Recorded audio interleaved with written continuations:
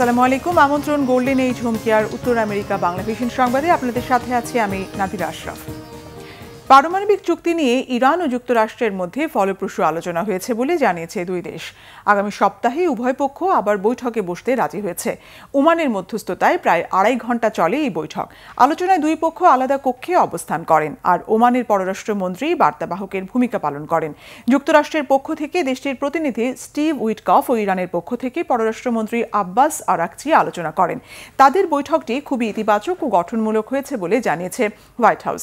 এক বিবৃতিতে white house জানায়, উভয় পক্ষ আগামী শনিবার আবার আলোচনায় বসতে রাজি হয়েছে। তবে কোথায় হবে পরবর্তী বৈঠক ও কোন কোন বিষয়ে আলোচনা হবে সেই কাঠামো এখনো চূড়ান্ত হয়নি। তেহরান ওয়াশিংটন স্বল্পমেয়াদী একটি সমঝোতা চায় বলে জানান ইরানের পররাষ্ট্রমন্ত্রী। বলেন, তেহরান শুধু আলোচনার জন্য আলোচনা চায় না, আলোচনায় দুই পক্ষই সমঝোতায় পৌঁছাতে আগ্রহ দেখিয়েছে বলে জানিয়েছেন ইরানের পররাষ্ট্রমন্ত্রী আব্বাস আরাকচি।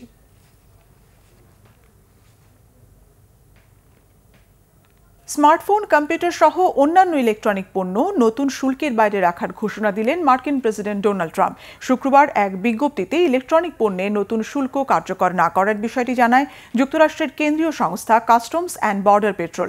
বিজ্ঞপ্তিতে বলা হয়, বিশ্বের অধিকাংশ দেশের উপর ট্রাম্পের আরোপিত 10% শুল্ক ইলেকট্রনিক পণ্যের ক্ষেত্রে কার্যকর করা হবে না।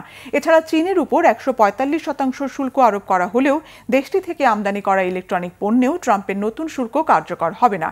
এসব ইলেকট্রনিক পণ্যের মধ্যে স্মার্টফোন, কম্পিউটার ছাড়াও রয়েছে semiconductor, solar cell, memory card. বিশ্লেষকরা বলছেন, আমদানি করা পণ্যে কয়েক গুণ দাম বেড়ে যাওয়ার আতঙ্কে যুক্তরাষ্ট্র এই সিদ্ধান্ত নিয়েছে।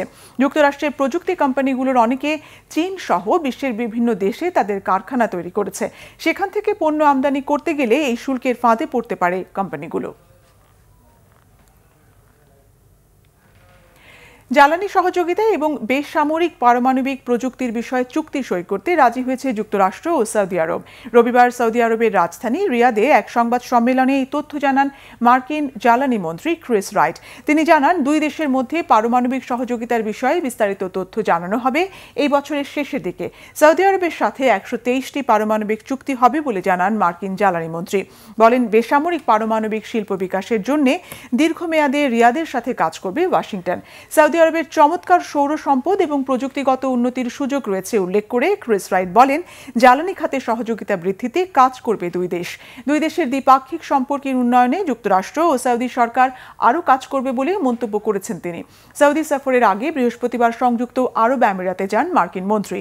আমেরিকার ক্রমবর্ধমান জ্বালানি চাহিদা মেটাতে আমিরাত, সৌদি আরব ও কাতারকে গুরুত্বপূর্ণ অংশীদার হিসেবে বিবেচনা করে যুক্তরাষ্ট্র। আগামী মাসের মার্কিন প্রেসিডেন্ট ডোনাল্ড ট্রাম্পের মধ্যপ্রাচ্য সফরে যাওয়ার কথা রয়েছে। এই ছিল এখনকার মতো। আগামী বুধবার বাংলাদেশ সময় সকাল 6টা, মঙ্গলবার নিউ ইয়র্ক সময় রাত 8টায় উত্তর আমেরিকা বাংলা ভিশন সংবাদ দেখার আমন্ত্রণ রইল। এতক্ষণ সঙ্গে থাকায় ধন্যবাদ।